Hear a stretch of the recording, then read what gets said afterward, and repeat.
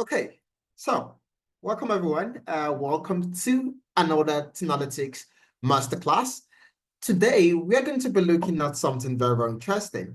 Something that I believe so many of us, we have issues with, something that so many of us struggle with, something that is very crucial for so many of us to be able to achieve our goals, something that we have to ensure we get right so we can do the things we want to do, so we can achieve the things we want to achieve.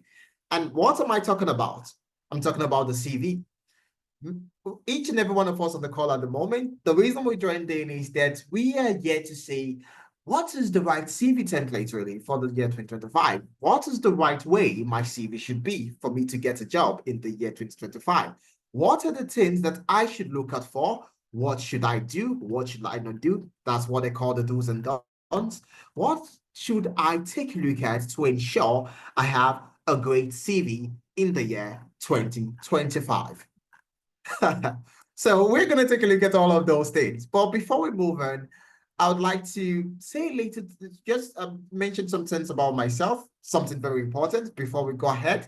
And that is for every session that I take, okay, for every session that I take, maybe you've been in one of my classes, one of the master classes or the tech series, you would know that I need communication. So communication is very, very important for us to have a great time. Communication is very, very important for each and every one of us to have a good understanding of the kind of CV that we need to have in the year 2025. And what do I say communication is? Because this is not the mundane definition of communication. This is not the communication you'll find in the Merriam-Webster dictionary, or maybe the Oxford Dictionary at that. For me, and for this session as well, okay, communication is I speak, you speak, and we all speak. Okay, communication is I speak, you speak, and we all speak. And of course, everyone can speak because we don't want to have a ruckus. So we don't want a situation where you are speaking, I am speaking, and everyone is speaking, because then no one is speaking.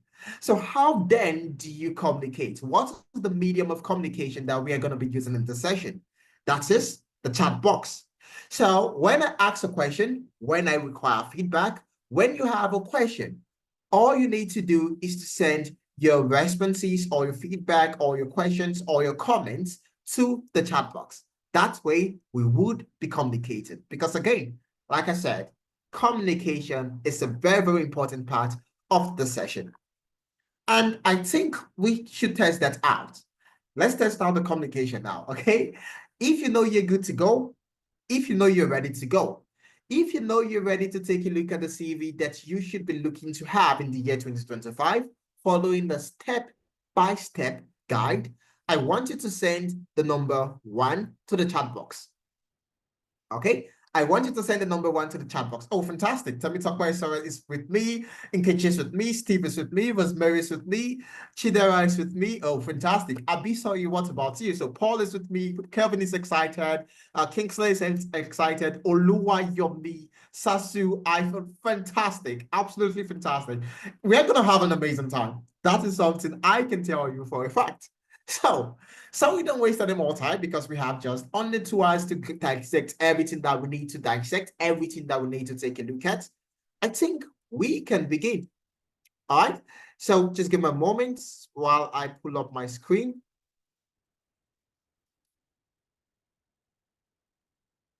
Okay, just give me a moment, please.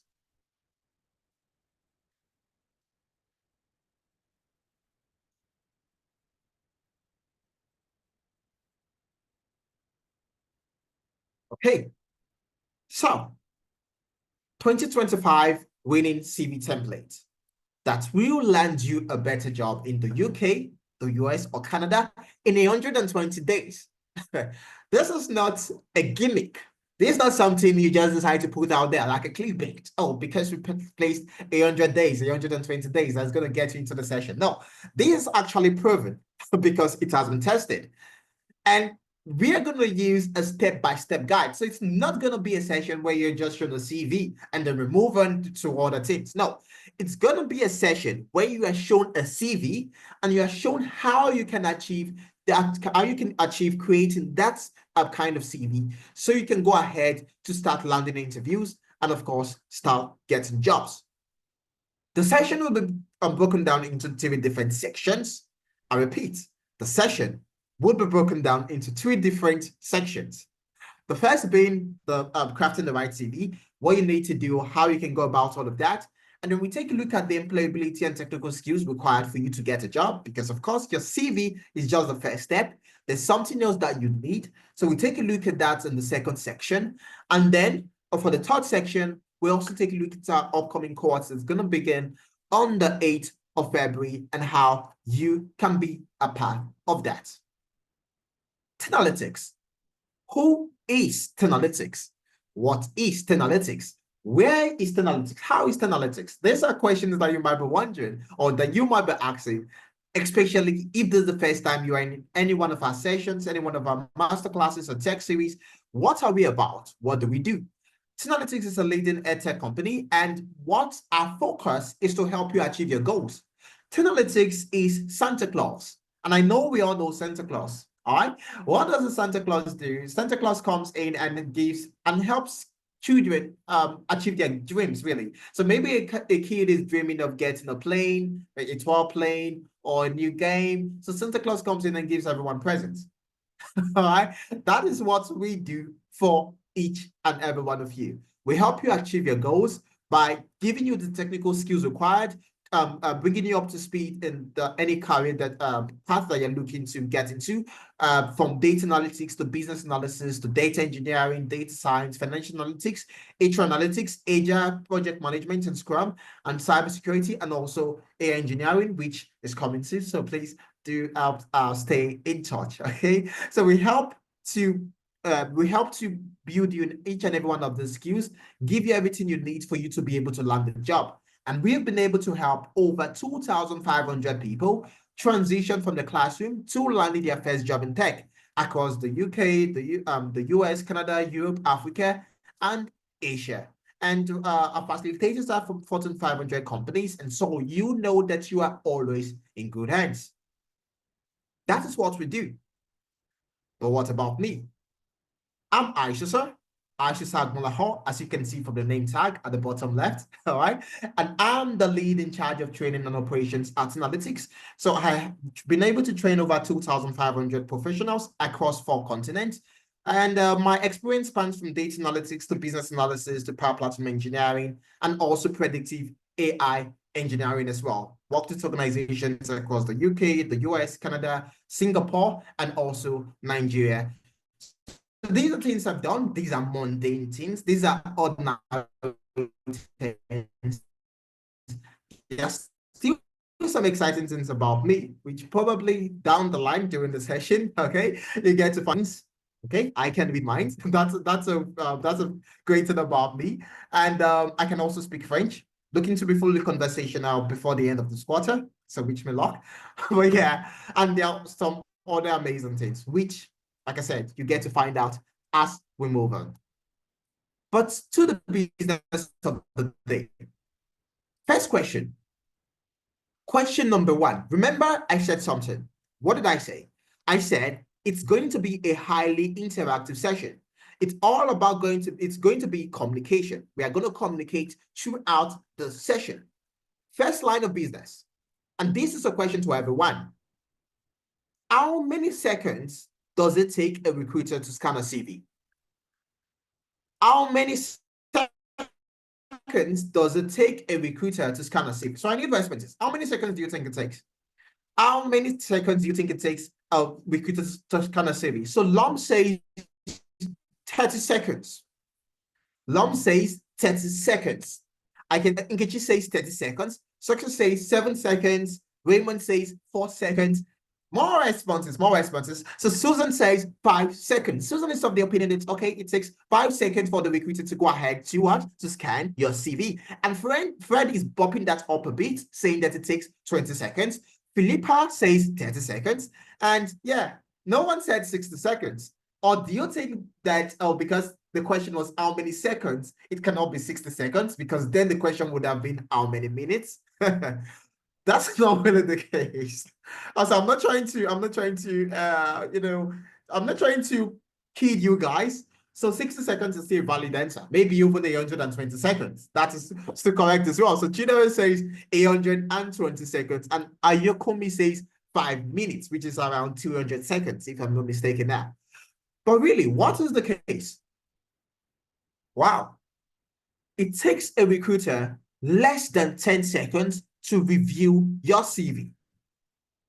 It's usually between 6 to 7 seconds. Wow.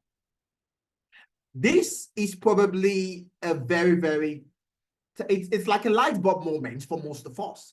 And why is that? Because many of us, we believe that, okay, I'm going to build my CV. And when the recruiter takes a look at my CV, they will believe they will believe I'm the right person for the job. So we go ahead to add in so many things on our CV. Our CV gets to 2 pages, 3 pages. That I want the recruiter to go ahead to read the CV and then know I'm the perfect one for the job. They call me for an interview, and then I'm going to go for the interview, and I'll blast the interview, and then before you know it, I'm working in that organization. So we are all thinking, I want the recruiter to what? When the recruiter reads the CV, they would know I'm the perfect one for the job. We need to take that out of our heads first and first. We need to rewire everything that we thought regarding CVs because they're probably wrong. A recruiter takes less than 10 seconds, 6 to 7 seconds on the average, to go through your CV. And for some of us right now, we are wondering, is that really correct? Because I know for a fact that I have CVs that have 3 different pages. So that means that recruiters never take a look at my CV. Unfortunately, that is the truth. That is the situation. Your CV, first of all, needs to be straight to the point, and we're going to go through all of that, okay? That's why it's going to be a very practical session. Now that we've understood how many seconds it takes the recruiter to take a look at your CV, 6 to 7 seconds, because of course there are so many CVs out there. We don't have the time to scan, we don't have the time to start reading CVs. Let's say you have 100 people applying to a job. How long do you think someone has to go through the 100 CVs? People don't have the time. I, for one, I know that for a fact, because when I take a look at CVs, I take a look at CVs within 6 seconds. For me, I think it's even less than 6 seconds. There are certain things I look out for, which we're going to go into today. But first and first, if your CV is like Olivia Wilson's CV, you are not getting the job. I'll repeat that. If your CV is like the CV of Olivia Wilson, you are not getting the job. And I'll tell you why. This CV, the CV that contains things like icons, you're trying to design stuffs, and most of the times recruiters set those CVs aside, and even when the CV goes into an ATS, that's the applicant tracking system, which would also I'm going to, it is very difficult for the ATS to be able to read your CV and know what it contains, and if you're even the right person for the role. Your CV should always be straightforward, straight to the point, just like the one on the right. This is what your CV should look like. Try to make your CV as minimalistic as possible. What does minimalistic mean? Minimalistic means take off unnecessary things. You don't need to have a picture on your CV. It is not necessary. In fact, it is not advisable you add a picture to your CV. That's to prevent any form of bias from being directed towards you. So you want to highlight things. You just want to write just like this kind of format, not this. The only time the CV by the left, excuse me, the only time the CV by the left, 2 seconds, please. I need to get some more.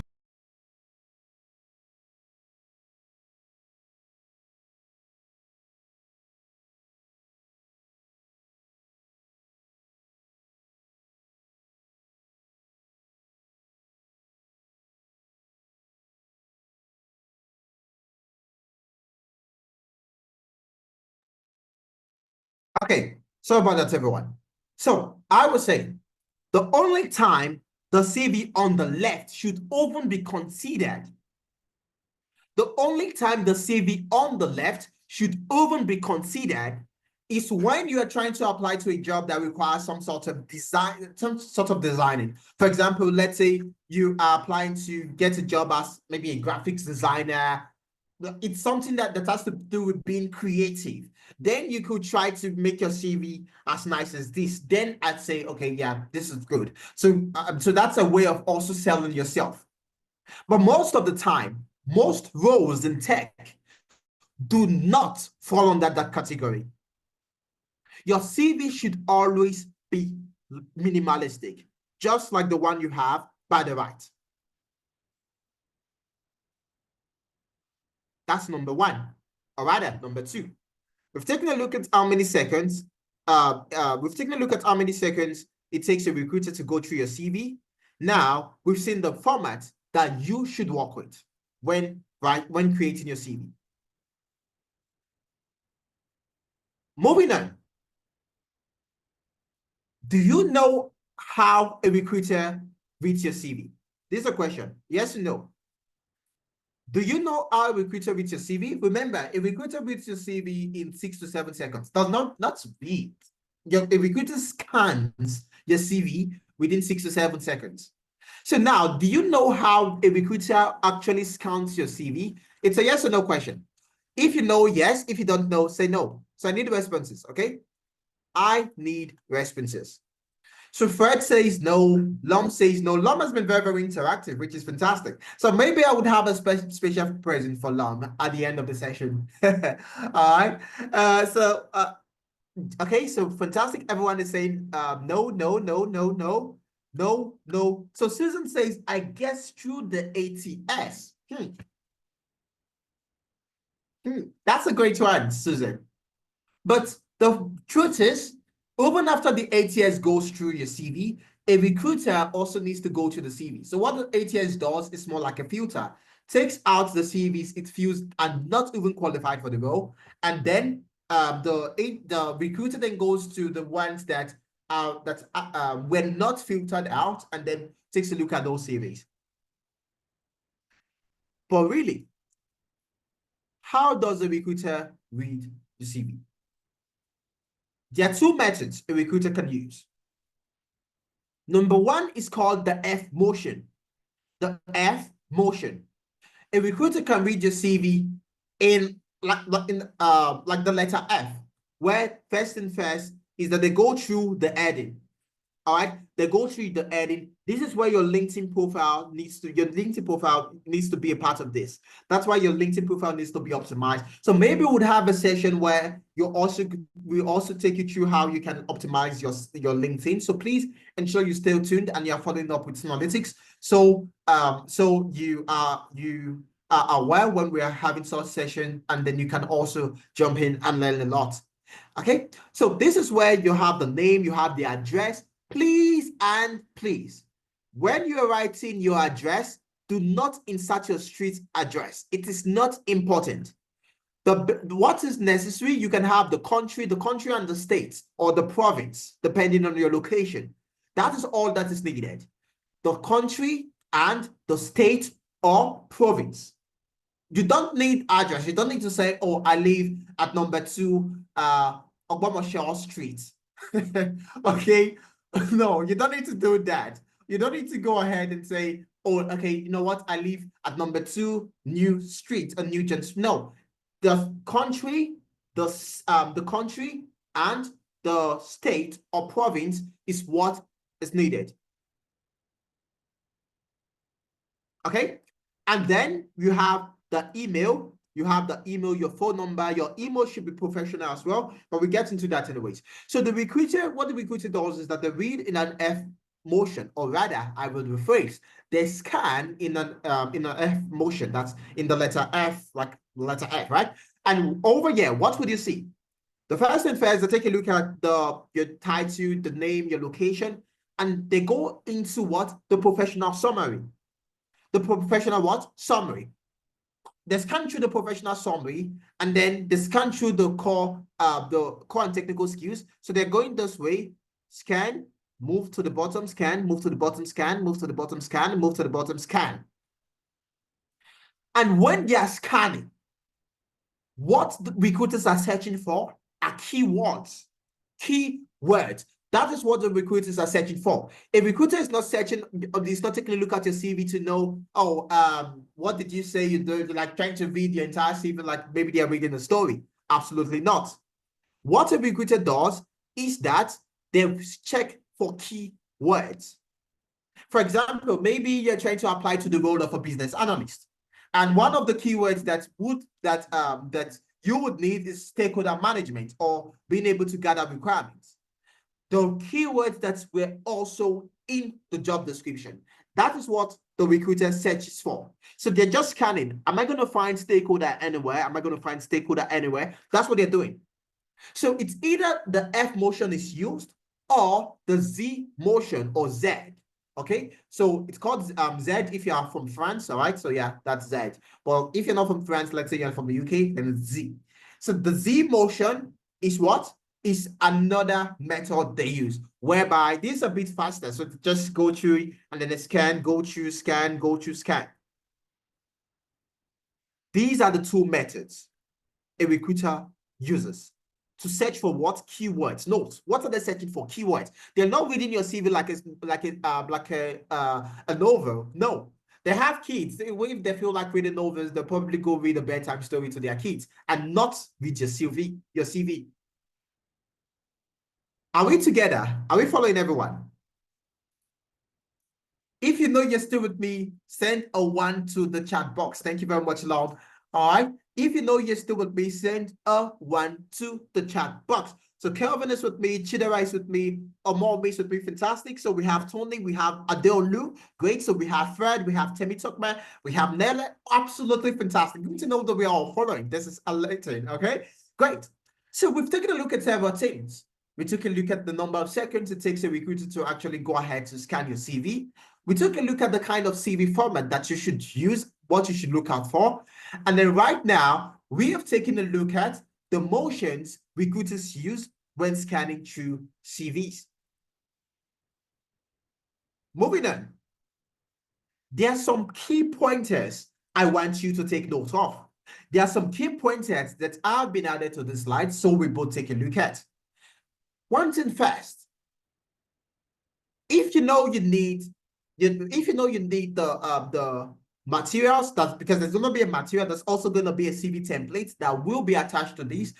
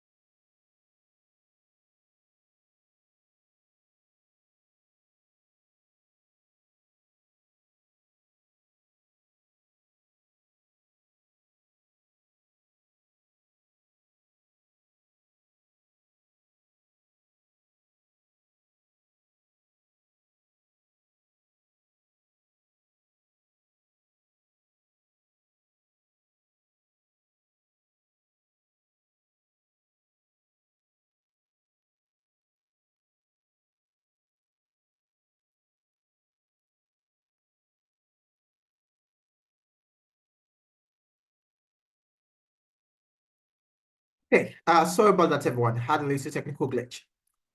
Moving on, I said the statistics that we need to take a note of are, before we go into listing them, where are the statistics from? Because then you might be wondering, did ICC just decide to get this out of his head?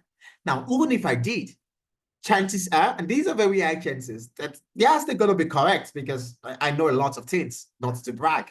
Okay, but these key points were gotten from Austin Belkak. So Austin Belkak carried out a research whereby he analyzed 125,000 resumes. 125,000 resumes. And these are the things that I learned. So we took a look at the research and I took out key things, okay, that I think was relevant to each and every one of us on the call. Number one is that resumes with a LinkedIn profile see higher interview rates. If your CV does not have your LinkedIn profile, you are wrong. That's the first step to failure. LinkedIn is now an integral part of the entire recruitment process. You need to always ensure that your LinkedIn profile is attached to your CV. Very, very important. You attach your LinkedIn profile to your CV by inserting it as an hyperlink. So you are always trying to go with the hyperlink so that it's easier when the recruiter decides, okay, you know what, I want to take a look at your LinkedIn. All they need to do is to click on that link and they will be redirected to what? To your LinkedIn profile. And only 48% included a LinkedIn URL. Out of 125,000 resumes that we analyzed, only 48% had a LinkedIn URL attached to their CV. Key statistics number 2. Candidates only included 51% of important keywords. Okay, so success is asking the question, how do you attach your CV with your LinkedIn profile? Okay, I think I can show that to you very quickly. All right. So what you do, you come over to your LinkedIn. So this is the LinkedIn format. So this is the LinkedIn, this not LinkedIn format, sorry. This is the CV template we are working with. So all you need to do, first of all, you have to go to your LinkedIn. So I don't have my LinkedIn account opened up right now. Yeah. So I would have shown that to you. But anyways, what you do is that you go to LinkedIn, and once you go on LinkedIn, you get your LinkedIn profile. That's LinkedIn profile link. By going to your profile, you select content info. You should see your LinkedIn profile link, your LinkedIn profile URL in there. So you could just copy. And then after copying, you come over here. So where you see you have the LinkedIn URL, you can highlight all of this. And then you right click. And over here, you see you have insert link. Insert link. So let's say my LinkedIn profile is www. So this is not it, okay? But let's say it's www.analytics.io. I've already gotten my LinkedIn profile from my LinkedIn account. And so once I come here, all I need to do, I highlight the keyword that's LinkedIn URL, right click, and then I'll select insert link. So after inserting the link, I'll click on apply. So I have, so I need HTTPS. So once you copy the link, everything is going to be correct, okay? The reason why I'm having issues now is because I'm typing all of this manually. So this should be dots. That wasn't dot. Okay, yeah. So now you see this. So if I go ahead to click on this right now, it's going to take me to the Tailoring website immediately. This is the way you should attach your LinkedIn URL to your CV. Why do you want to do it this way? Because no one has the time to start copying your link and then pasting it in a browser to go to your profile. No, make it as easy as possible for the recruiter to get access to whatever information they need when it relates to you, like your LinkedIn profile, for instance. Ensure it is what? In a hyperlink format. So all they need to do is to go ahead and click and they get redirected. That's how you insert your LinkedIn profile. Next, you have the number 2, key statistics number 2. Candidates only included 51% of important keywords and skills. 51% of important keywords and skills, heavily under-indexing on soft skills. What is this saying? When you go apply for a job, when you want to apply for a job, first, you can take a look at the job description.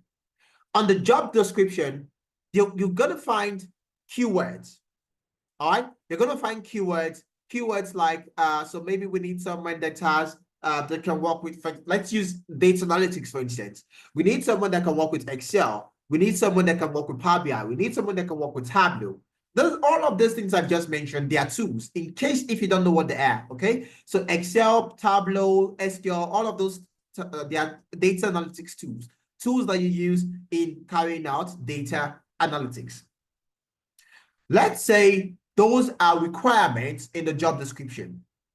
Or maybe you are a project manager, an HR project manager, and the keywords would be things like your Jira, your Trello, ability to lead a team, ability to come up with a PROD, that's the product requirement document, or ability to understand the Agile framework, the Scrum framework, maybe Kanban or Lean. All of those things are keywords that will be in the job description. Those keywords should also be on your CV. Only 51% of the CVs analyzed by Austin Beckhack had those keywords, had important keywords and skills. Every other person, every other CV was all about soft skill, was all about just saying things like, oh, I'm a good team player, I'm a good this, I'm a good problem solver. Yeah, those things are good. But then you need to highlight the keywords and the key skills needed for you to be able to get the job. That's statistics number 2. Fact number 3, measurable metrics improve resume outcomes, but only 26% of resumes included 5 or more metrics. What are metrics?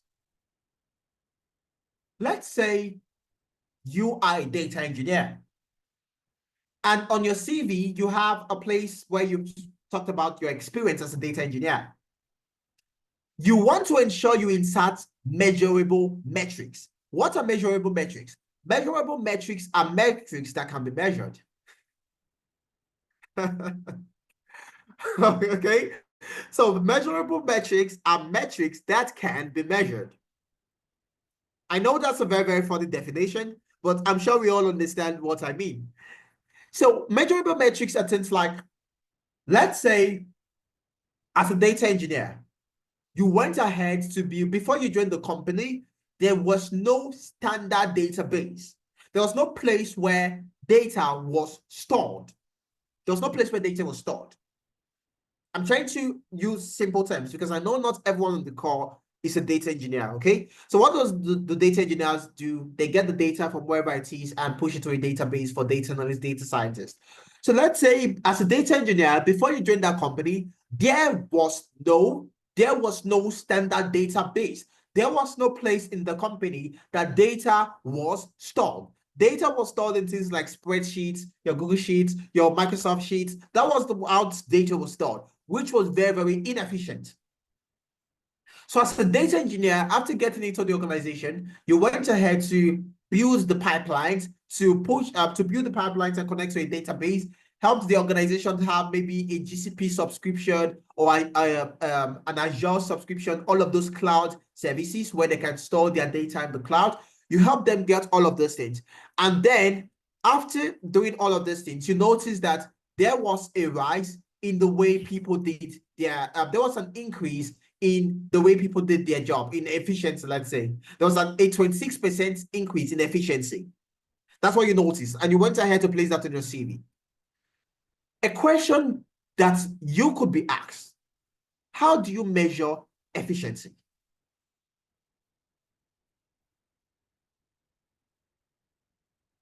%26 rise in efficiency is not a measurable metric.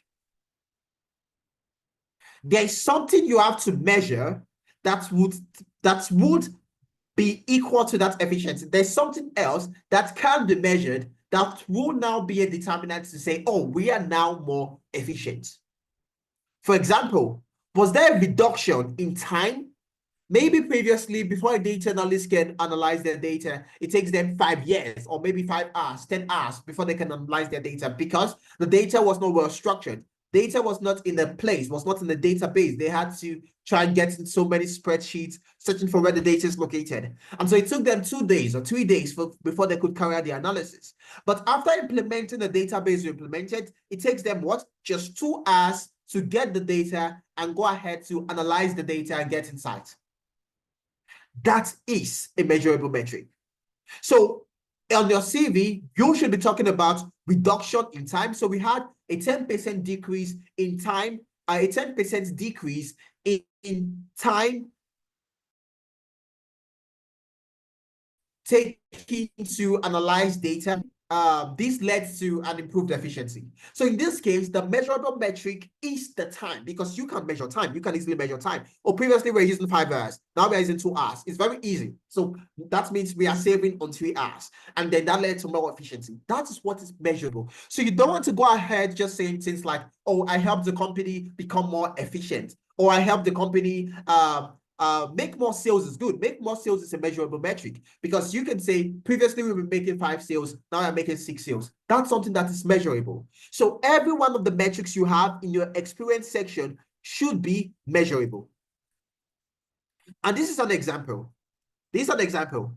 All right, this is an example. So over here, you'd see developed interactive dashboards that improve data accessibility and led to a 30% reduction. 30% reduction in what? In decision-making time. In decision-making time, because time can be measured. So you're not just there saying gibberish. You're not just trying to place you're not just placing so many things on your CV. You're placing things that could be actually measured. That shows that that gives you some sort of credibility that you actually did the work and you saw results.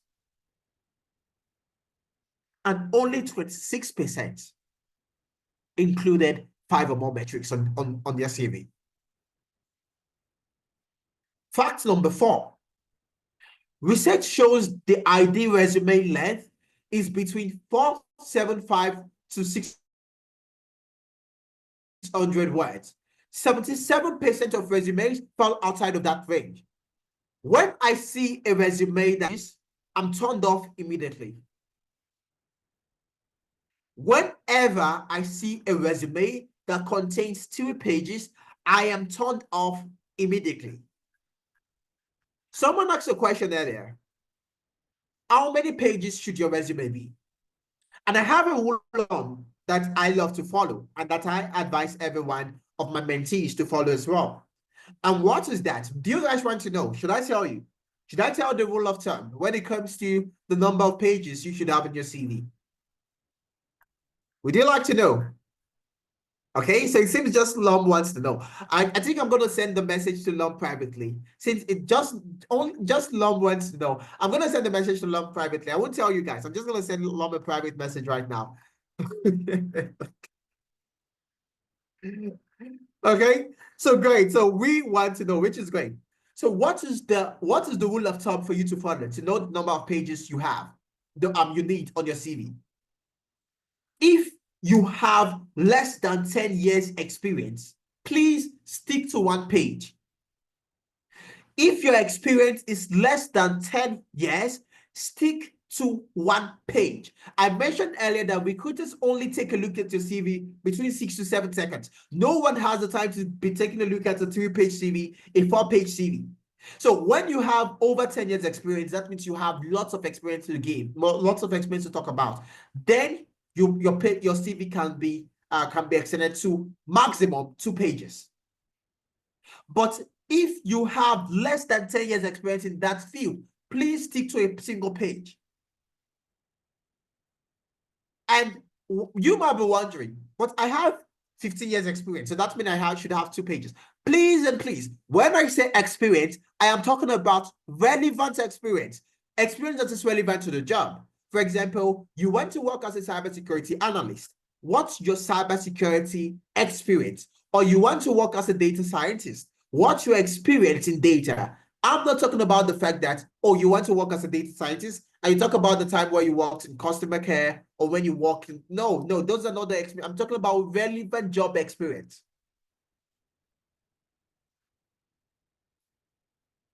Fact number 5. Fluffy content takes away from a resume's value. But 51% of resumes included buzzwords, cliches, or incorrect pronouns. What is fluffy content? Fluffy content is things like, I'm going to give you guys an example. On your CV, you have something like, I am a very detailed oriented individual. I am a goal getter. I am I am a I am a superstar. I am the kind of those buzzwords, things like I am the because the reason why they are called fluffy content is because the recruiter cannot prove. There's no way anyone can prove that you are a detail-oriented person. Like I am detail-oriented. I am a go-getter. I am those kind of stuff. That's what's called fluffy content because everyone can say they are a goal-oriented person. How do you determine if you are goal-oriented or not? I can't tell. So everyone can claim they are goal-oriented. But skills, like things like your technical skills. Yeah, if you say you can work with Jira or you can work with Python, you know Python. During the interview, we can prove if you really know Python or not. But how during the interview, how can I prove if you're a detail-oriented person? What am I supposed to do? How am I supposed to test that out? So you want to try to limit those things as much as possible. The reason is you want to ensure that focus is always kept on your key words. Your CV is all about ensuring you have your keywords because again, 6 to 7 seconds. Those are the facts. Your CV is made of 5 parts. Your professional summary, your core skills, your technical skills, professional experience, and your relevant project stroke internship. The first part of your CV is the professional summary.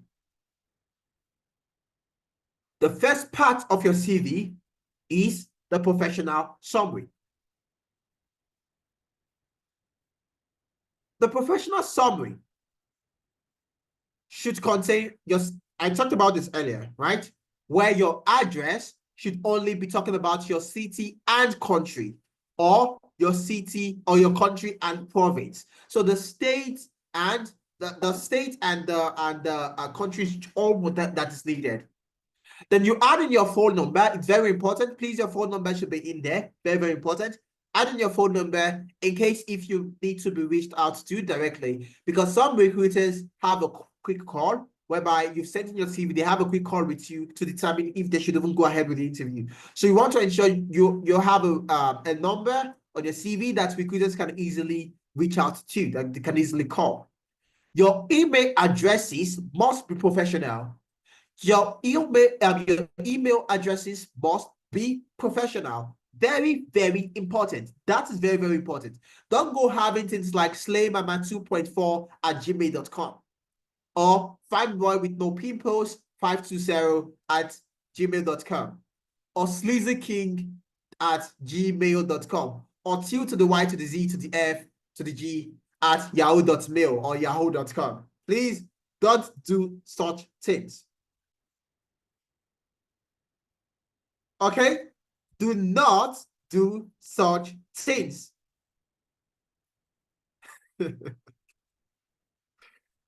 Okay? It's very, very important.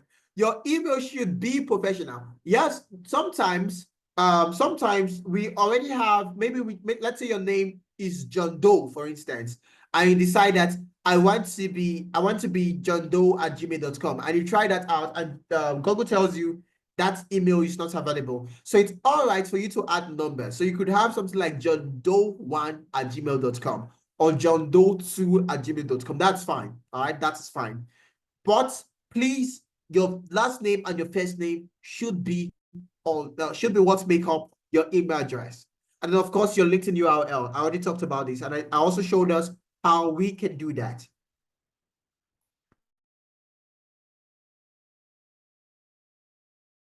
Now, when it comes to the professional summary, you want to ensure that it's talking about things relating to the job.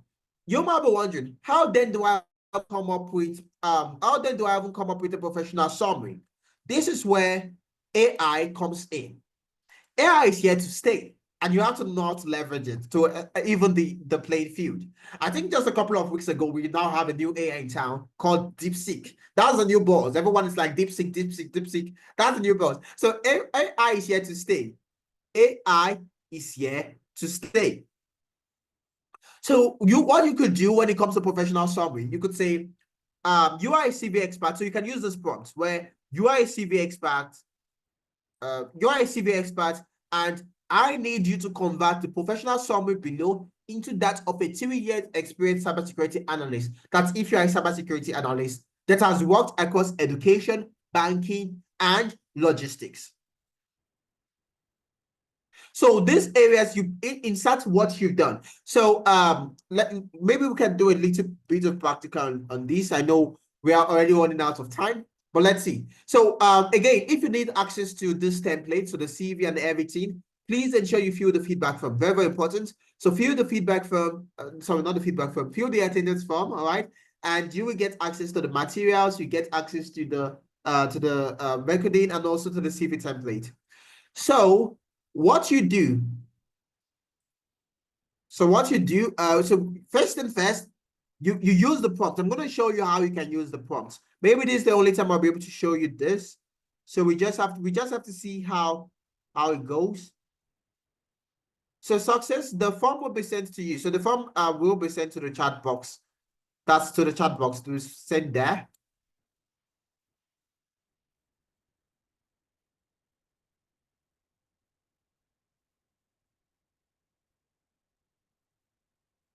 Okay. So what would we do? Would say, I'm going to paste that prompt.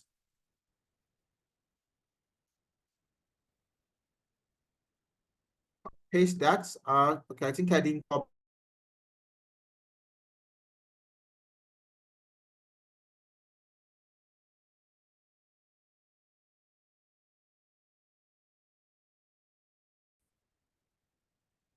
Okay. And then I would also copy this. That's from the template provided. And then I'll copy. Now come over here and paste.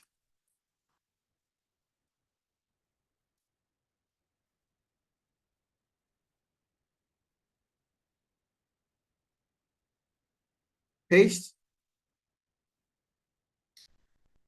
When it comes to the experience, this is where you insert your experience. So let's say your experience, let's say, what have you done? What have you done? You might be wondering, what have I haven't done?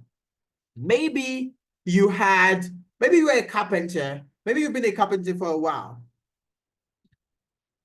Excuse me. You've been a carpenter for a while. That's your experience. So over here on the experience, we could say construction. Construction. Or maybe you had your own business, or you've been in buying and selling. So maybe back then you worked with you worked with your dad, or you worked with your mom in ensuring that the business is running fine. Maybe it's also a business where buying and selling ensued. Another industry could be FMCG, because that's what buying and selling is. So even if you have a small shop or you have a big shop, it's all FMCG. And then maybe you also have experience in, let's say, banking. And then I send. So let's see.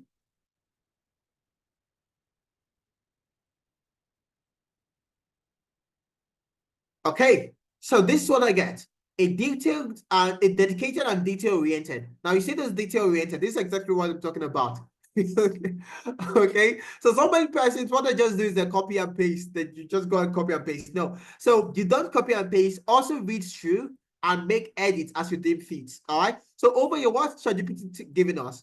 Dedicated and detail-oriented cybersecurity analyst with 2 years of experience securing digital assets and mitigating cyber risks across construction, FMCG, and banking sectors. So proficient in threat analysis, vulnerability testing, incident response, all of these are cybersecurity skills. So if you are really a cybersecurity analyst, you should have all of these skills. All right. So we can now work with this. you edit this, so don't just copy and paste, please. So you edit this and then you paste as your professional summary. That's how you can get your professional summary. And then moving on, next we have the core and technical skills. The core and technical skills. There are various ways you can get the core and technical skills. Now, first and first is that you have to, let's say you are in the UK. So let's use the UK. All right, let's use the UK. Let's use the UK and let's go to read.co.uk. Read.co.uk. Let's go to read.co.uk. And let's try for business analyst. So business analyst.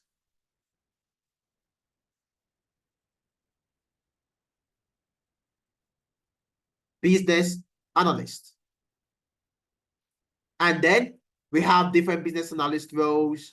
So we have different. So I'm going to select any of them. So let's say, so we have, let's take a look at this. And then we have the key responsibilities and the description. So what we're going to do, and you can use what's called the Jason Davis word cloud.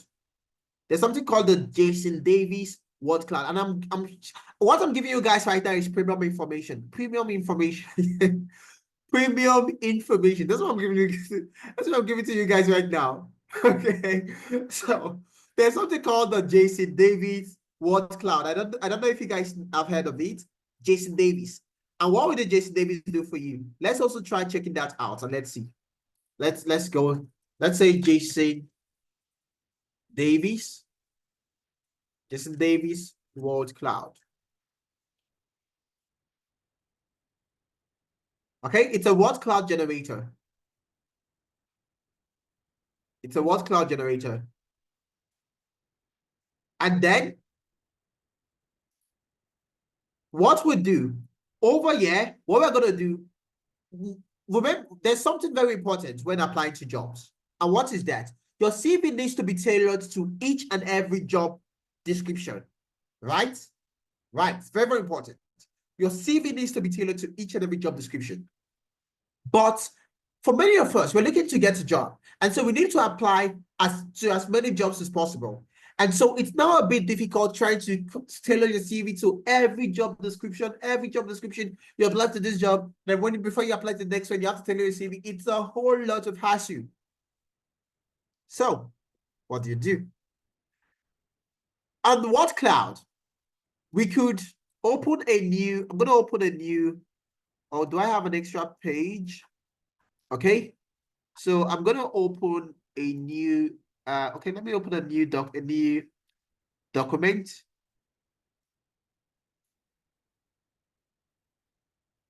Okay. And then what am I going to do? I'll come over to the key responsibilities and the job description. So this doesn't really have a job description. So I'm going to copy this. I'll come over here and I'll paste. I paste. Then what do I do next? I'm going to go on to another job, another business analyst role. And then I would also search for, let's say, let's go with this business analysis paid £400 to £500 per day. And then we have the skills and oh, this is just skills. So I think I can just copy the skills. There are no responsibilities in here, just the skills. Okay, so I'll paste. I'm going to paste that in this document as well.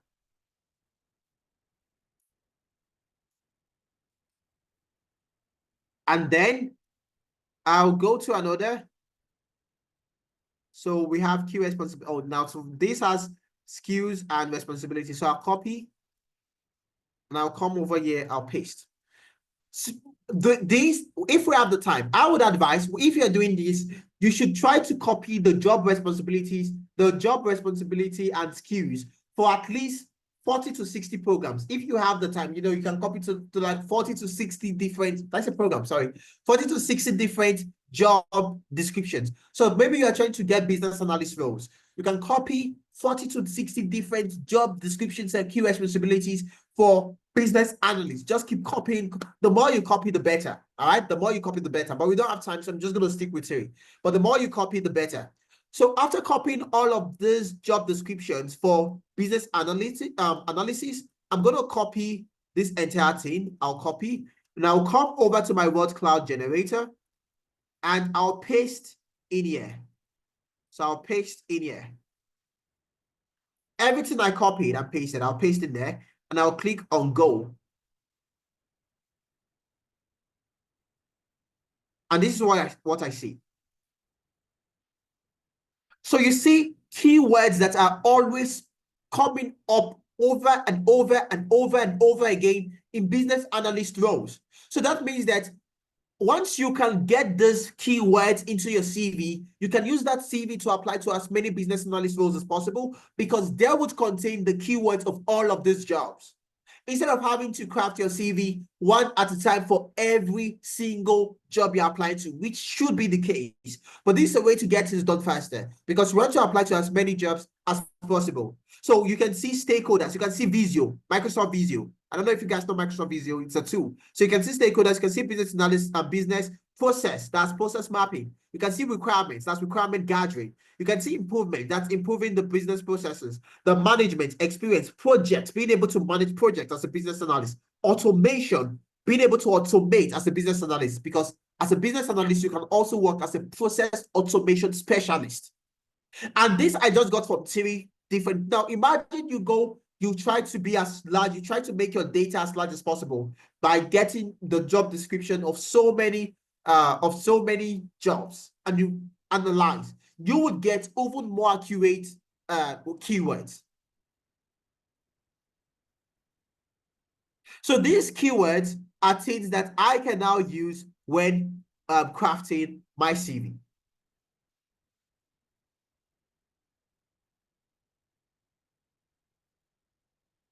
Okay, so these are those keywords.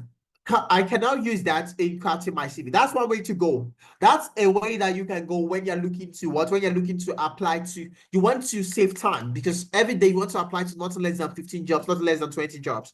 All right, so you want to save time. So that's how you go about that. You can use the word cloud. Now you know that the CV I'm working with, I know for a fact it's going to be good enough to apply to those three jobs. It's going to be good enough to apply to those three jobs. So yeah, and then another thing you can do, there are two methods. I just took you through the first method, which is using the Jason Davis word cloud, or you can work with the another prompt. So you can also copy this prompt and send over to ChatGPT. Now, what are the core responsibilities?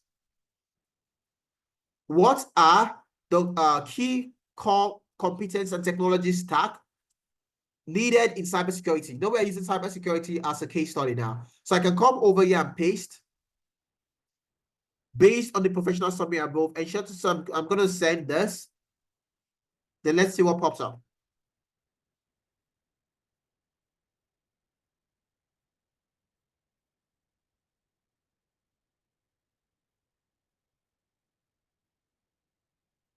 So these are the core competencies in cybersecurity, the skills, the core skills. You've been able to analyze threat, that's threat analysis. You've been able to get understand incident response and management, all of those things. And then for the tech stack, you have your CM tools, such as your Splunk, your QRadar, your Nexus. You have your endpoint protection and threat detection, your network security tools. These are another way that you can go about this. But then when doing this, you also want to try sending the job description of that particular job to ChatGPT to ensure that you are not going off track. So that is it. That is how you can go about that. Moving on. Moving on. So that's how you get your core and technical skills. So over here from the CV template you're working with, you see the core skills by the side. Oh, I'm skilled in data science and data analysis, dimension modeling, all of those things. And then the technical skills by the side. Please note, when listing technical skills, you don't want to go ahead saying, oh, I can work with Google Meets or I can work with Zoom. I don't understand. When I see CVs, I was reviewing the CV one time, and under technical skills, I saw Google Meet, Zoom.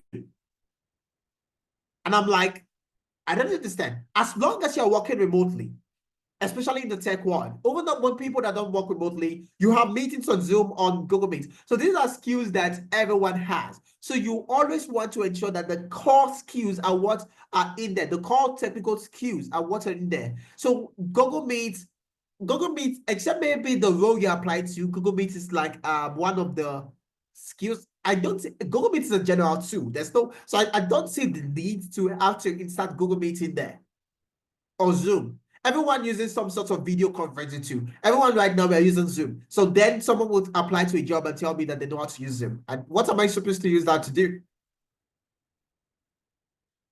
Okay, remember 6 to 7 seconds. That is what it takes a recruiter to go through your CV. So you want to take out relevant, you want to take off relevant things so that whatever the recruiter sees is something valuable, something that the recruiter, something that you would want the recruiter to see, something that the recruiter can bench on to go ahead to schedule an interview with you. And then you have the professional experience. The professional experience, this is where we talk about your experience, things that you've done, as a data analyst, if you are applying for a data analyst role, or as a project manager, a data scientist, a HR analyst, a financial analyst, whatever the case may be. And these are other prompts that you can work with. All right, these are another prompt that you can work with. As a CV expert, I need you to work with my CV, my revised cybersecurity analyst professional summary, in developing at least 5 professional experience with result metrics across my experience in these industries. This is especially useful for those that might be wondering, okay, so I'm looking to get into this career path, and I don't have experience in this career path. This is what you do. Now, note, this is not you trying to say you did something that you did not do, and then when you go to an interview, you are asked a question on that regard, and you don't know what to say.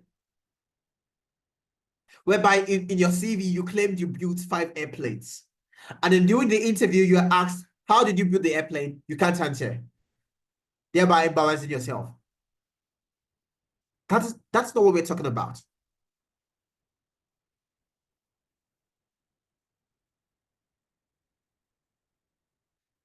So Gwen is saying, this one where we are showing, and if you have more than 10 experience, more than 10 years experience, how will it fit in on 2 pages? Note, if you have more than 10 years experience, if you can fit it into 1 page, that's fine. I'm not saying try your best to ensure that your CV is 1 page. But if it has to be more than 1 page, have more than 10 years experience. That's what I'm saying. So it's not important, it's not compulsory that as soon as you hit 10 years of experience, your CV has to be 2 pages. No. All right. It's 1 page is still what is advisable. 1 page is still what is advisable.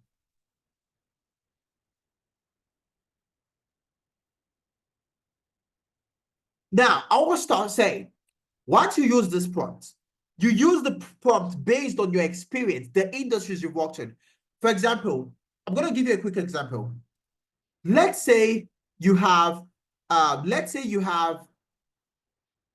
worked as a customer representative.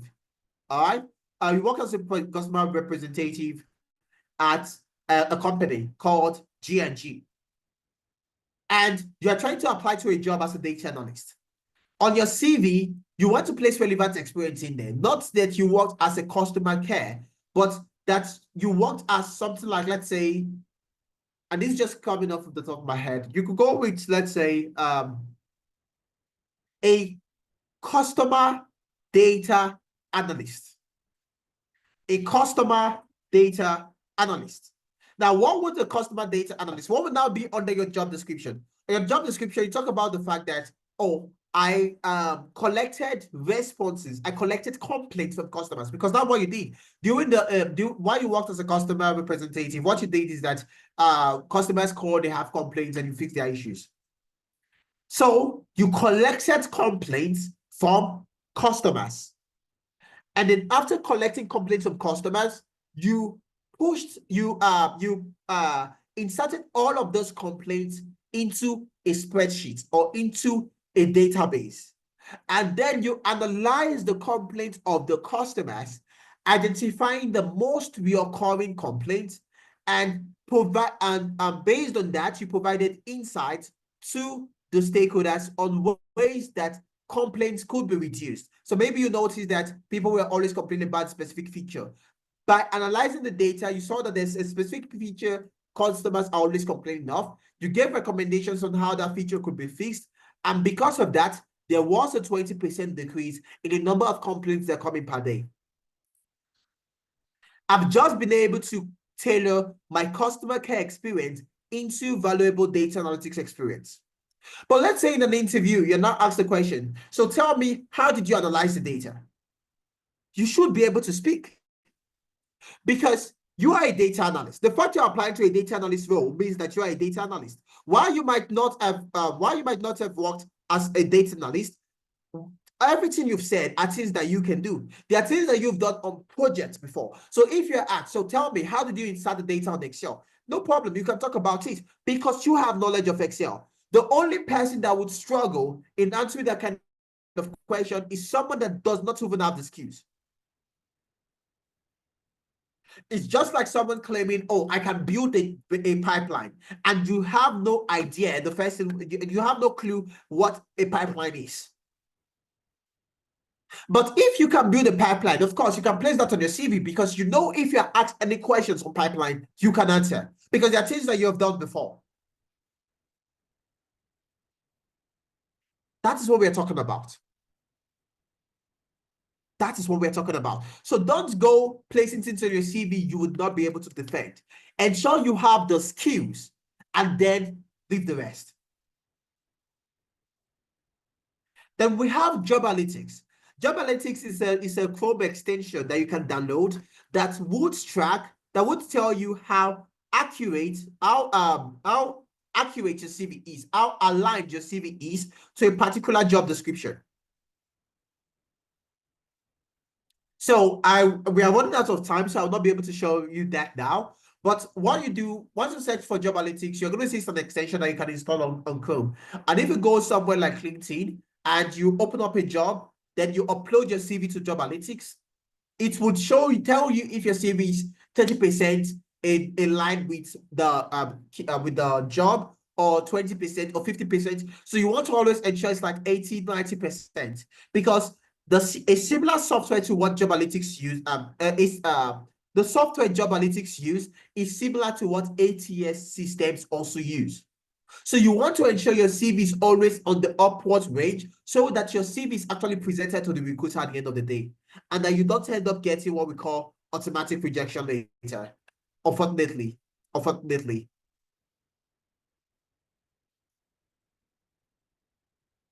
And then lastly, we have the relevant project internship, the relevant project stroke internship. This is where you talk about your experience, your project experience, your work, your project experience, your internship. One key thing that we also need to note is that there are several ways you can get experience. Getting experience is not only by working. So maybe you've not even gotten work experience, and so you cannot place that in your CV. Then you have project-based experience. Industry projects, as long as the project you worked on are industry-based projects, those can also go on your CV because you have experience.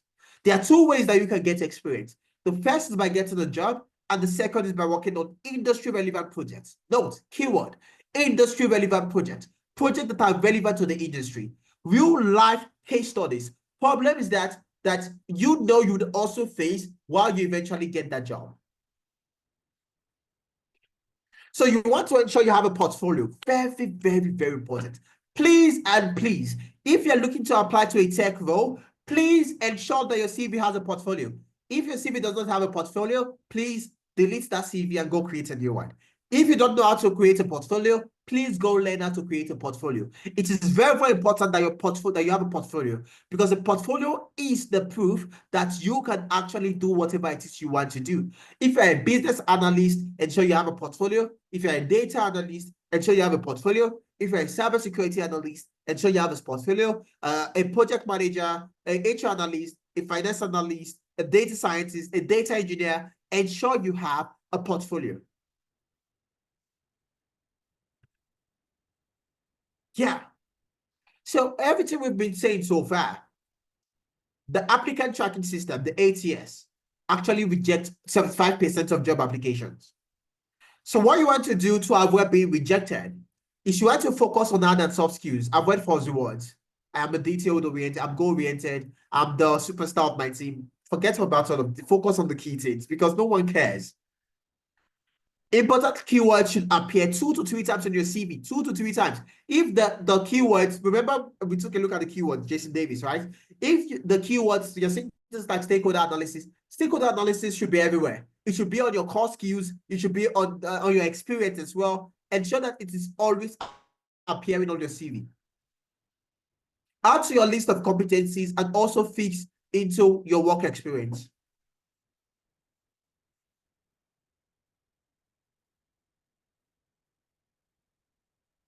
So that's it. Those are the things that you need to know. That is how you get a great CV. Your CV always needs to be tailored to the job post. This is not, we all know this. This is old news. This is old news. Everything I just said right now is old news. Old news. Tailor your CV to the job post is old news. Everyone knows this now. That's the reason why I showed you Jason Davis on how you can also get a CV that you can use to apply to multiple jobs at the same time. If you're not using Jason Davis, please, your CV needs to be tailored to that job description. Okay? And job postings are wish lists. You always need to tailor your CV to each wish list. What's a wish list? A wish list says, I feel I want to have ice cream. A little girl says, I love ice cream. Please, can you get me ice cream? That is a wish. That is her wish. Job postings are wish lists of organizations, and you have to tailor your CV to fit that wish list. You have to tell the recruiter that you are the company's dream hire, but being everything that they wished for.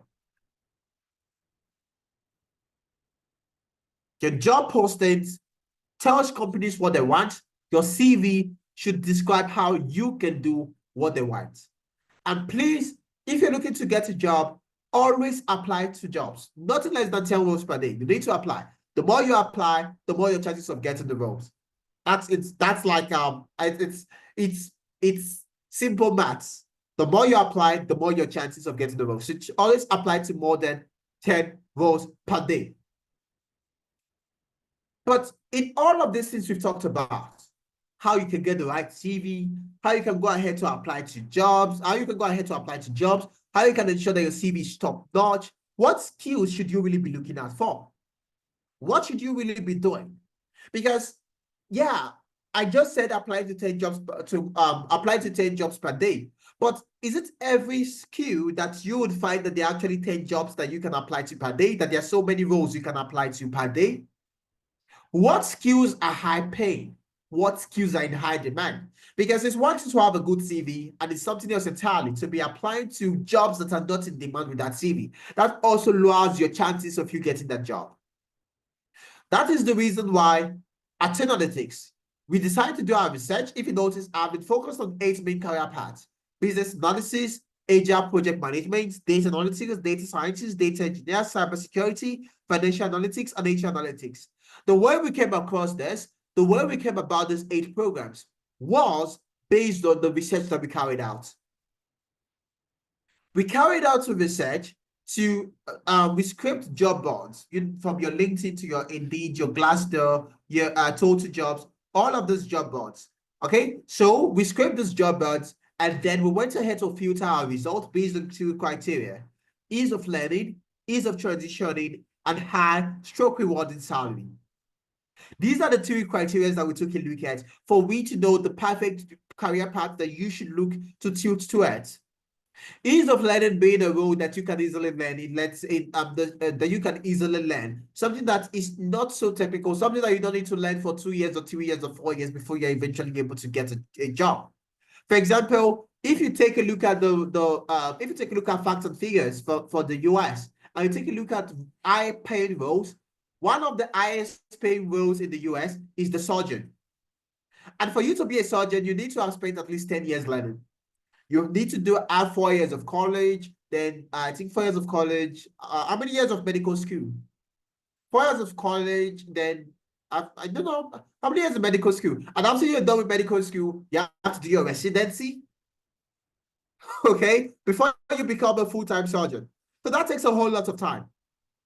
And under that list as well, highest paid roles in the US, data scientist was also a part of of it. And as a data scientist, you can learn in less than 1 year. You get what you need and you are able to transition. You are already making enough money. You're already at that point that the surgeon will need to spend 5 years or 10 years to get to.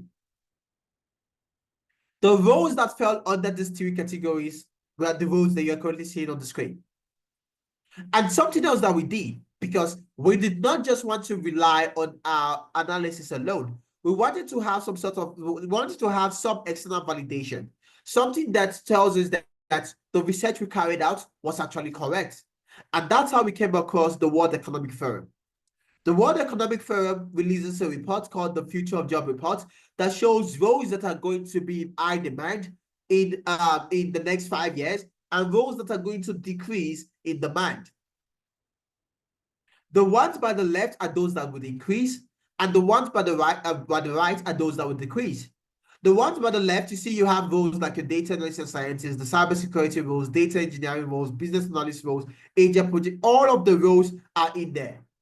That's to tell you that this is actually true. Now, this is not analytics going out there and saying, oh, you know what, financial analytics is very high in demand. No, this is another organization, the World Economic Forum. The World Economic Forum consists of CEOs of the top companies that determine global economics, people that determine what are we going to be doing this year, like in the entire globe.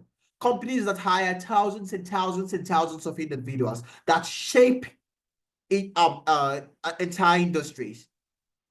They are the one telling us what they're looking out for. They are the one telling us what jobs are going to be like in the next couple of years. And these are the roles that you should be getting into.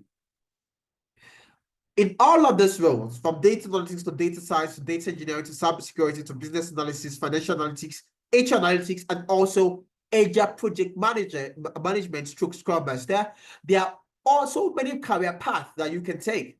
As a data analyst, for instance, you don't only have to function as a data analyst.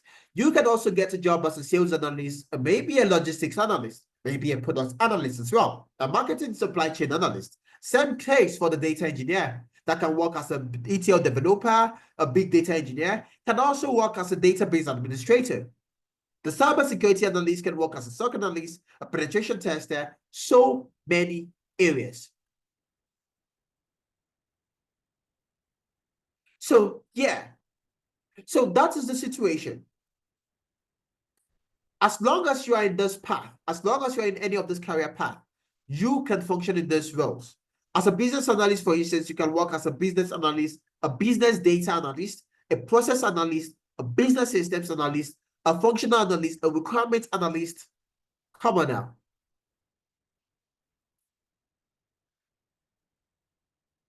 Moving on. There are people that have actually been able to make the switch because at analytics, we are very, very much successful.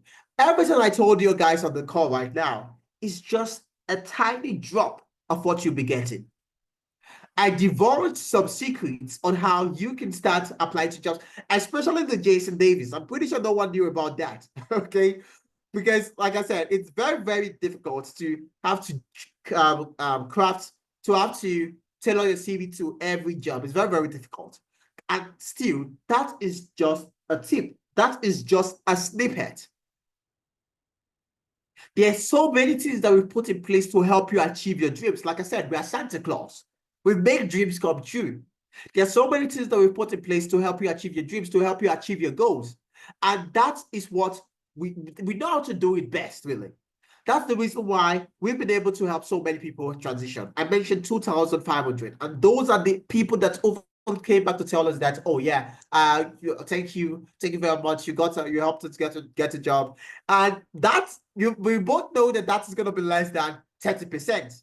If we take a popular example from the Holy Books, for example, where we had 10 lepers that were healed, and then just one leper came back. So if we were to use that percentage, then we're looking at the values close to 10,000.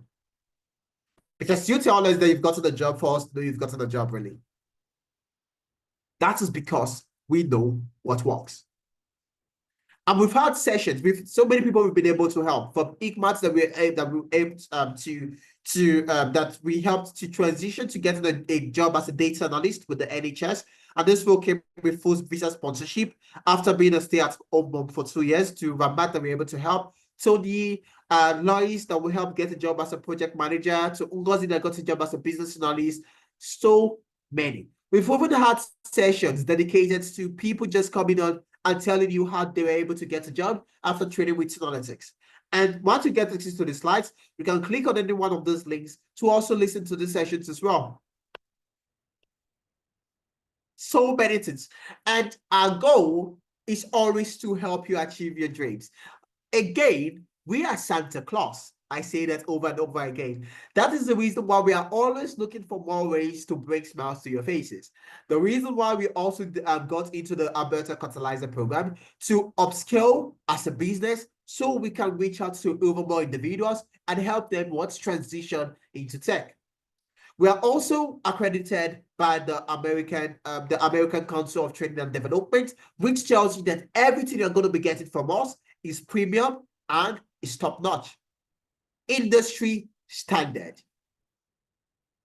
The different skills that you need for you to get a job.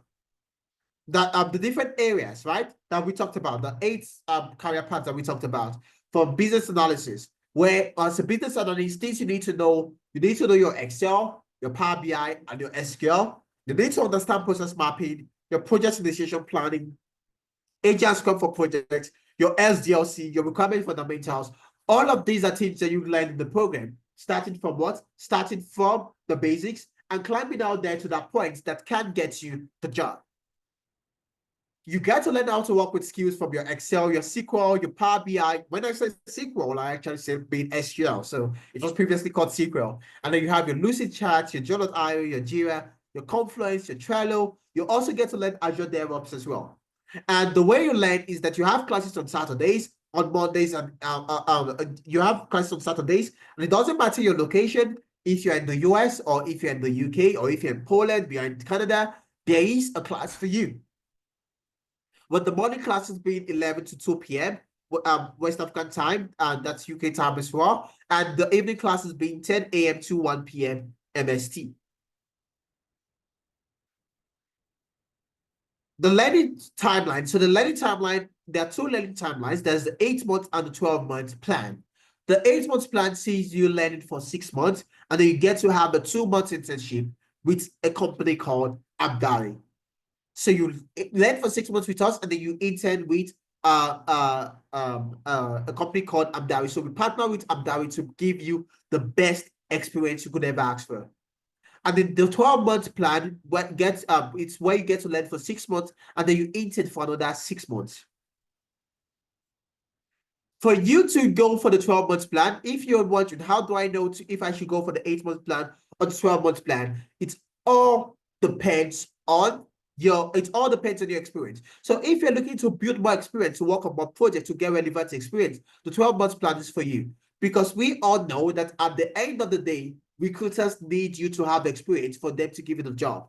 There's no such thing as an entry-level role. I don't believe in entry-level roles. Entry-level roles that say you need 0 experience. If you go to get a job, there's always going to be a part that says you need to have maybe a year experience, 2 years experience, whatever the case may be. So this is where you get to have more experience. And then if you already have some knowledge, then you can go with the 8-month plan. And then for the Agile project manager, what you'll be learning, your introduction to project management, your project management skills on communication, foundations of Agile, end-to-end use of Jira, everything that it takes to lead an Agile team. You'll be learning about the new way of managing projects, which is the Agile format, and not just the waterfall. The waterfall is the traditional project management, and organizations are tilting towards Agile because the waterfall is slow and takes time to implement change, while Agile is iterative, where you can work on small chunks at different times. It's easy for you to be adaptable, and you can easily also make changes. Then data analytics We all know that for the data analysis program, you get, the data engineering program, you get to begin with your introduction to data engineering. So it doesn't matter if you have experience or you don't have experience, no problem. We start from the basics and build you up there, like I said earlier. You get to learn how to work with SQL, your Python programming for building your ETL pipelines, your Linux operating system, your Apache Spark, which is used for orchestration, for automating your ETL pipelines, your Apache Airflow, your cloud engineering, your version control, that's your GitHub for version control, and then your ChatGPT and GitHub Copilot. For the data analyst, you start with your problem solving because you have to be able to solve problems. You can't claim you are you can't claim you are a data analyst if you can't solve problems. Okay, so the morning classes also the same time, like I said earlier. The morning classes and the evening classes, you just get to attend one. They are both similar classes. You just get to attend one. So any of them that works for you based on timing. So if you prefer attending the class in the morning, that's fine. If you prefer attending the class in the evening, that's fine. So there's a class for everyone. There's a class for everyone. It doesn't matter your location, you'll be able to attend any of the classes. Doesn't matter your time zone. So as a data analyst, you also learn your Excel, your SQL, your Power BI, your Tableau for analytics, your data storytelling, and of course, you have your Microsoft Fabrics for analytics. As a data scientist, that takes it a step further. Continuing from where a data analyst stops, you get to learn your statistics, your forecasting, Tableau for data analytics, your SQL, Python programming, your EDA, your machine learning, computer vision as well. Because you are going to be building predictive models, you are going to be able to see the future as a data scientist. You are going to be able to build algorithms, to build models that will be able to tell what would happen in the next 2 years, and the next 3 years, and the next 4 years when it comes to that organization. And of course, you prefer solutions on problems that their company might be having. The financial analyst, financial analytics as well. As a financial analyst, you are actually a data analyst, but you are a data analyst that focuses on financial data. And that is the reason why you also get to learn some things that the data analyst would learn. And then you go into your accounting fundamentals, your financial analysis, financial modeling, having a great idea of how you can employ your data skills into finance. HR analytics, same thing. A data analyst that's focused on HR data. And then you, in addition to problem solving, Excel, Power BI, SQL, you learn HR analytics and performance evaluation, your HR metrics and life cycle, your HR analysis and dashboarding, your collaboration and report automation, everything that makes you a good HR analyst.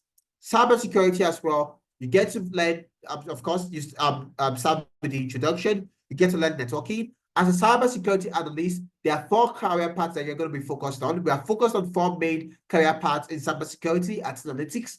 That is SOC analysis, threat intelligence, penetration testing, and GRC. So when you register for the cybersecurity program, you'll be learning these 4 different areas. Again, SOC analysis, penetration testing, threat intelligence, and the GRC, which is the governance, risks, and compliance. And like I mentioned earlier, you would also be interning with Amdari, and that would be great for you because you can either you can place Amdari and Tailoring on your CV, so you can get a reference from either Tailoring or a reference from Amdari when recruiters are asking for reference as proof of work. But for you to get a job, it's not just about having the technical skills. For you to get a job, you also need the other 50%, which is the employability skills. And the first is the CV review. During the session today, we've taken a look at some glimpses, some things that you can do to improve on your CV. But like I said, that is just a snippet. We've started. The CV review session would ensure that you have a great CV to give you more visibility and to ensure that you actually do get an interview. It's very, very important to us. What we call success is you getting a job. That is why we help you review and revamp your CV. LinkedIn optimization is where you get to learn how you can optimize your LinkedIn. Remember the statistics the stats we took a look at, where we saw that only 49% of CVs added their LinkedIn URL. And it's very, very important. When you add in your LinkedIn URL, you also want to ensure your LinkedIn is well optimized. You don't want your LinkedIn to shoot you in the foot. Where your LinkedIn is not optimized, you add in your URL. The recruiter goes to your LinkedIn and it's like, no, there's no way I'm bringing this person in. Because your LinkedIn does not speak to your experience. Your LinkedIn does not speak to the fact that you are capable of the things you claim you are capable of. So your LinkedIn needs to be well optimized. I will take you through all of that. Then we have navigating the job market, which is a session that brings in recruiters that will talk about how which is a session that brings in recruiters that talk about how you can position yourself in the job market, things that they look out for in candidates, and how you can be the best version of yourself to ensure that you get the job. These are recruiters telling you what they're looking out for, so you go back and so you do those things that they're looking out for, so you get the job. And as soon as you've done all of these things, you can go ahead to schedule an interview prep session. An interview prep session with a professional or one-on-one session where you get to understand what you need to say, how to go about talking about yourself, talking about your experience, all of those things, how you can answer technical questions, and all of this to ensure that you do get the job. Because it's not just about getting the interview. As soon as you get the interview, we also want your entire being to be in that organization by you getting a job. Then we have the job reference letter. I mentioned earlier that you can get a reference letter from either Analytics or Amdari, because the reference is very, very important. Organizations would want you to provide a reference. And Analytics is a registered Canadian company, same as Amdari, so you know you're going to be getting a very, very valid reference as we get your experience. So you're coming from a place of experience and not from a place of, oh, I just learned, because no one is going to employ anyone that just learned. You wouldn't as well. So don't blame the recruiters. And then we have the job reference, the on-the-job support, where as soon as you've gotten the job, maybe you'll be given a task that is not so clear. You need help. You need guidance. You can reach out to us and we'll provide you with what you need to do so you go back to work, so you do amazingly well. And of course, you are applauded. Every week, you are also mentored, which is the weekly mentorship session that brings in professionals, people that have succeeded where you're looking to succeed, that will take you through everything that they did that help them succeed. So you do those things, so you succeed. And they will take you through things that you shouldn't do, so you don't do those things, so you succeed.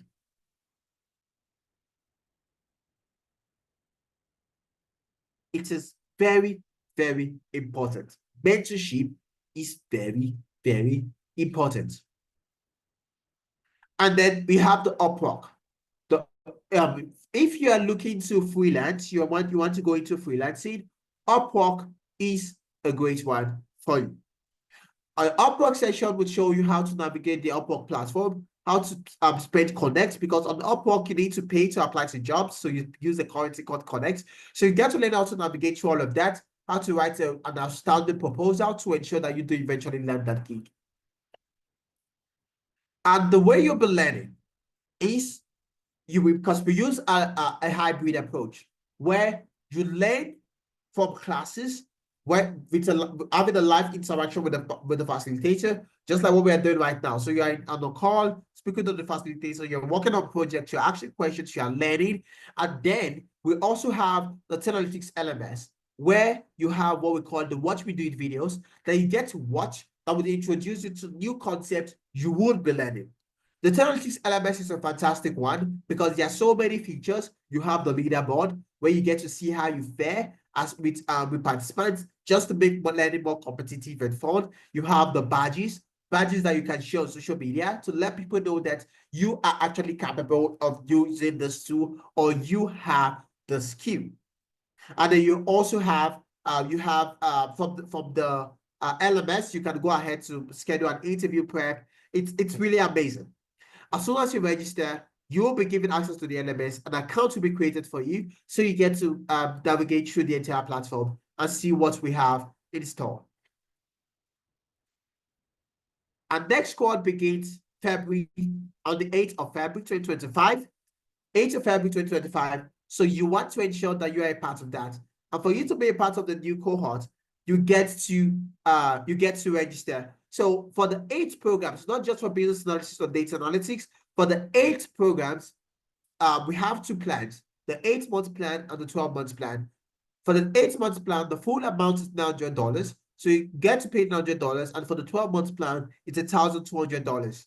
But at the moment, we are currently running a discount, a 20% off for the 8-month plan, where you get to pay $750 instead, and for the 12-month plan, where you get to pay $1,000 instead. This discount is only for the first 20 persons to register. Only for the first 20 persons to register. So you want to ensure that you jump on that as quickly as possible. So when you want to go ahead to make payments, all you need to do is to click click on the link that has been sent to the chat box by my colleague. It's gonna bring you over to the Analytics Enrolment Center, which should open anytime soon. Okay, so it brings you here, and you can chat with us. So maybe when you're making payments, you have an issue, you can just click on this and chat with us. And over here, you can get access to all program brochures of all our programs to know what you are going to be learning. So you can see the discount is still running at the moment. And then over here, you get to see the different programs. So let's say you want to register for the business analysis program and you want to go with a 12-month plan. You go ahead and select the 12-month plan, and that would bring you over to this point. It will bring you over to this point. And then you can see there are currently 9 seats available for the business analysis. So you want to try to do this as quickly as possible, so you're part of the discount and you don't end up paying the full amount. So you can pay in installments. For the 12-month plan, you can pay in a period of 8 months, paying $125 per month. And for the 8-month plan, you can pay for a period of 5 months, paying $150 per month. So you can break this down and pay instrumentally if that's the area you're looking at. And then if you decide that, okay, you know what, I want to make a full-time payment, I just want to go ahead to make a single installment. If you do that, you get to pay $50 less. In addition to the discount you'll be getting, you also get an extra $50 less, thereby paying $950 instead of $1,000 if you are going for the 12-month plan. So once you go ahead to select the tranche and you click on secure your seat, you'll be asked for your payment details. You ask for your email. So once you insert your payment details or make payments, an email will be sent to you with your receipt with a link attached, asking you to click on the link to complete your registration. So as soon as you click on that link, you insert your details, you upload your receipt, and then you get a confirmation email from us with everything that you need to be a part of the program on the welcome kit. So I'm going to show you what the Analytics LMS looks like. Okay, so just give me a moment. So I'm going to show you what Analytics LMS looks like. So as soon as you go ahead to register, you would have access to this. Okay. So we have a different program. So let's say data analytics, you are a part of the data analytics course. So all you need to do is come over here and click on continue learning. And you see the course breakdown. So you see the different weeks. You see the different weeks. So we have week 1, we have module 1. All right, you have module 1. So these are the a video taking you through installation. That's the installation videos. So over here you can see you have a module 1. So you get to select the video and then you can go ahead to play. Now you are not just watching. You are not just watching. You are watching and learning, because over here you can download the materials so you practice alongside the facilitator. So the facilitator taking you through Excel right now is Femina Ipo, is the co-founder of Analytics and a very fantastic professional. So what you do, you watch the videos and you go ahead to download the materials so you practice alongside. So there are videos on all of the modules introducing you to different concepts. This for on the Excel, this story, the Excel. It's on dashboarding and storytelling, where you get to build a dashboard. So this is how you learn. And then you also have the live classes. Like I said, it's a hybrid approach. So you have class, you also have this. So there's no way you can miss out. There's really no way you can miss out. And that is it. That is it. So please, you want to ensure you're part of that, you register as quickly as possible, that you're part of the discount, because like I said, it's only for the first 20 persons to register. There's so many people we've been able to help. And I'm sure that you also want to be a part of this as well. Okay, I hope we had a great time today. I hope we had a great time today. I hope we learned a lot. I know we took a look at the CV from the start of the session. I hope we learned a lot. I'd like to get your responses. Or didn't we learn? Maybe we shouldn't have such a session anymore. Okay, thank you very much, Lom. So Lom says yes. Thank you very much, Lom. What about the rest of us? Sasu, okay, I can see some of us are using the clapping reaction. Thank you very much. Thank you very much. I'm glad that we all learned something. So please, and for some of us, I'm sure we might have some other questions. Ensure you book a clarity session. We have clarity sessions every day where you get to have a one-on-one conversation with a professional and you ask any question you have regarding transitioning into tech or any question you have related to our programs, and we'll answer all your questions. Again, you want to ensure you register as quickly as possible because there's something that we'll tell our kids. And in this case, I want you to tell yourself as well. And what is that? Quick says the clock. What you have to do, ensure you do quick. Cheers, guys.